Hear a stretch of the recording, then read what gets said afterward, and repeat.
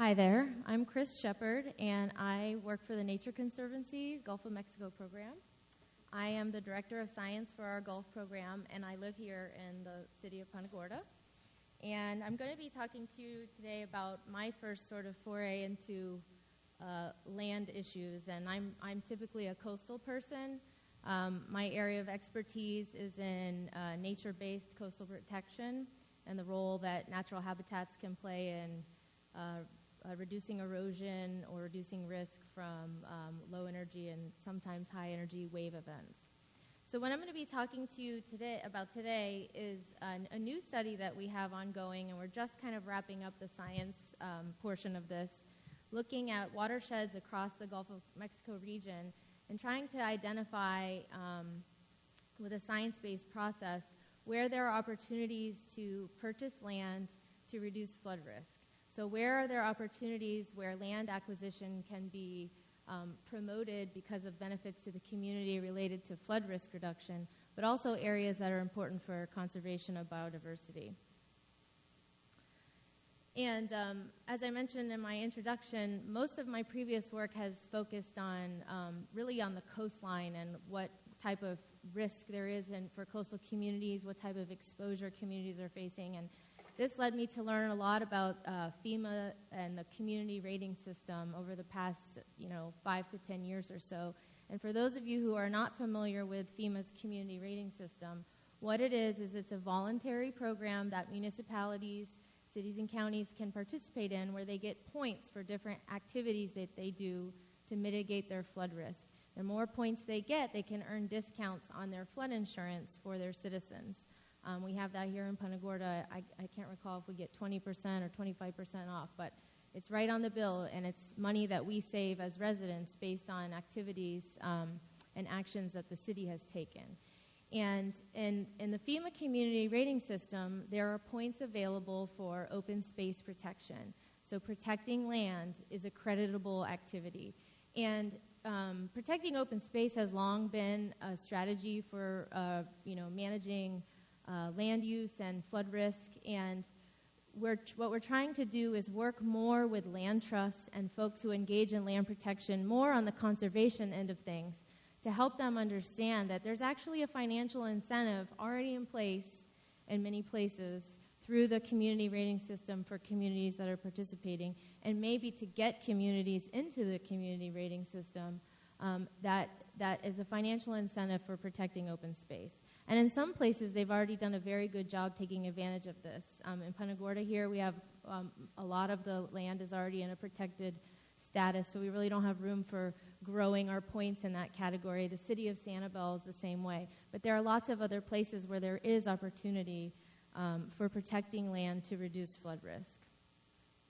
So this is a slide just to kind of illustrate what we started thinking about a couple of years ago, is that really there are opportunities where our missions align between the Nature Conservancy and FEMA, in particular with this community rating system, which now is a voluntary program, but some folks have alluded to that in the future it may be the way that all flood insurance is priced based on what cities and counties choose to do in CRS activities or not. And so open space protection in the floodplain is a really strong area of overlap, so we decided to focus some of our science efforts and planning in the Gulf of Mexico on identifying, well, where can we really go do this? Where does it make sense if we have the whole Gulf to look at? And in some places, land protection is really highly considered as a way to spend money from the oil spill, and in other places, maybe peninsular states, it's not as popular of a concept yet. So we're really trying to create some ammunition for going in and purchasing land with money from the oil spill in places where maybe that's not a popular concept, but if we can show the financial benefits to the cities and the counties that are participating in CRS, we're hoping that can shift their minds a little bit. So this is the study area of the analysis, which we just recently completed. These are 12th order watersheds. There's about almost 3,000 of them covering this region. And what we did, I'm going a little too fast.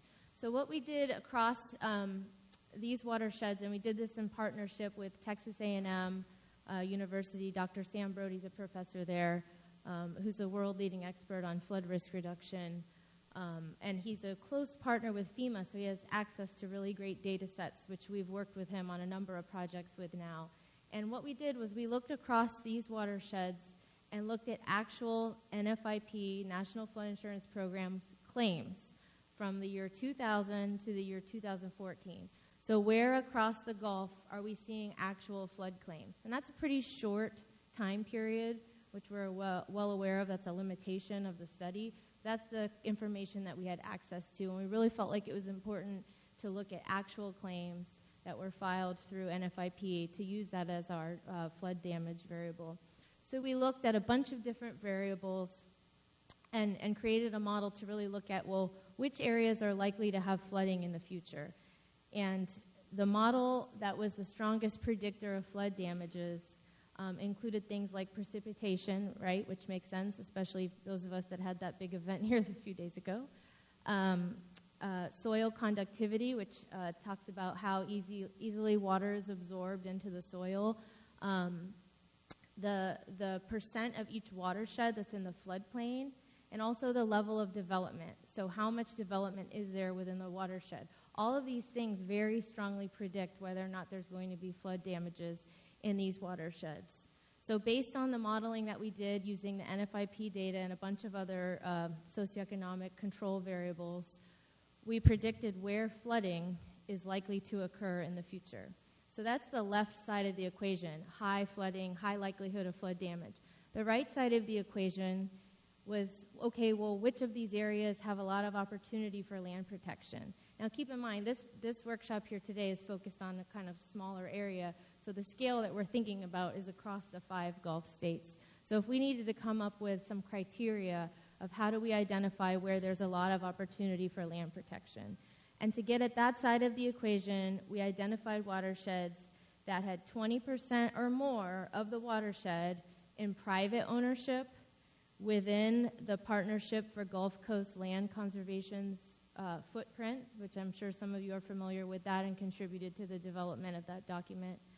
And then the other criteria which we included was non-developed.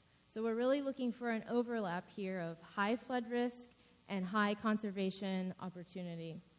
So this is the result of that model, and it predicted flooding about 85% accuracy in terms of predicting where there are actual flood events. And this map here shows you the watersheds that had the high flooding and the high conservation opportunity. So you can see a lot of this is taking place on the other side of the Gulf of Mexico. But there are some key watersheds in the state of Florida that emerged as being critically important. And when we first put this slide up, my boss, whose name is Bob Bendick, he used to be the director of the Nature Conservancy of Florida and then the Southeast region, he immediately said, please talk to me about Florida. Why is there no more Florida? How are we going to show this slide? Let's talk about this slide. And I think the critical issue here is that, number one, we're limiting this to flood damages. So there are expansive areas of Florida that don't have a lot of people, don't have a lot of flood insurance policies, particularly in the Big Bend area. So those areas are not going to be highlighted as an area with a lot of policies at risk to benefit people and a lot of conservation potential.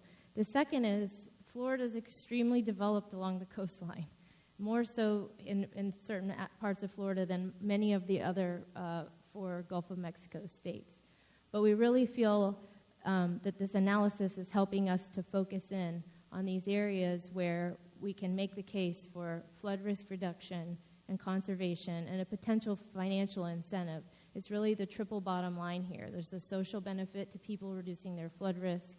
There's the ecological benefit, protecting land, and the economic benefit of helping save them money on their flood insurance. Now this slide, I have it displayed again here, and it's a little bit difficult to see. In October, we're going to be releasing a formal report that details all of the methods of this with a bunch of different slides and maps focused in on each of the states. But this shows you those same watersheds that emerged as the top watersheds from the analysis, but classified by how much of the conservation land is available within each of the watersheds. So the darker areas have more of the watershed undeveloped, under private ownership, and within the the Partnership for Gulf Coast Land Conservation's visions footprint. So you can really start to prioritize that way, which is conversations we've been starting to have with each of our TNC chapters across the 5 states. And we're just starting now to plan the second year of this project, where we have some actual funds to help support the acquisition of parcels within some of these watersheds. So ultimately, the goal here is to work in communities that have been identified through this analysis to help all of the stakeholders that are engaged in land protection understand how the FEMA CRS system works, and potentially work with communities that they haven't worked with before to make sure that everybody understands what the potential CRS implications are for each parcel that gets protected. And I have this slide up here to show the Coastal Resilience Tool. I've spent much of my career in the past 8 years working to develop a lot of the science and tools in this program for the Gulf of Mexico. And it's traditionally focused on very coastal risk reduction type of activities. And so with this open space analysis, we're going to be including all of that information and the maps that I showed here on the Coastal Resilience Tool. And then we're also applying for funding right now to develop a more focused app that can be used more at the fine scale level to identify which parcels make the most sense. And this app already exists. Let's see here.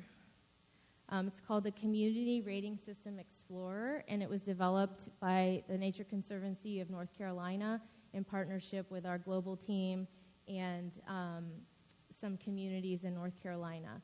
And what this app allows you to do is explore different parcels throughout the county, and it will return to you a what-if scenario. So if you say, okay, I'm going to protect this parcel and this parcel, the app will then show you how many more points you could get. And this was developed in concert with the CRS coordinators in these communities. I think I have a screenshot from Dare County. And you can't really see a lot of the details there, but the gist of the app is that it helps the CRS coordinators understand where they can get the most bang for their buck. And it also helps people working in land trusts in those areas to be more informed on what's available and how much CRS points are potentially available for different purchases, which can help them leverage maybe new sources of funding that they haven't previously attempted to get to purchase these parcels. So the Coastal Resilience Tool right now helps inform on restoration planning. There's a lot of oyster-focused information and tools on the Coastal Resilience Tool. Helps to raise awareness about the societal benefits of coastal restoration and land protection, and we're really focused on building up this land protection aspect of the tool over the next 18 months. And this final bullet that I have here on engaging communities on the FEMA community rating system, we're in the process right now of putting together our application for the NOAA Restore request for proposals that is due at the end of September. And I was just on a call 2 days ago with our team of folks, and we're proposing to improve various aspects of our tool and some of the apps across the Gulf of Mexico. And I've proposed that we develop this Coastal Resilience app here around Charlotte Harbor.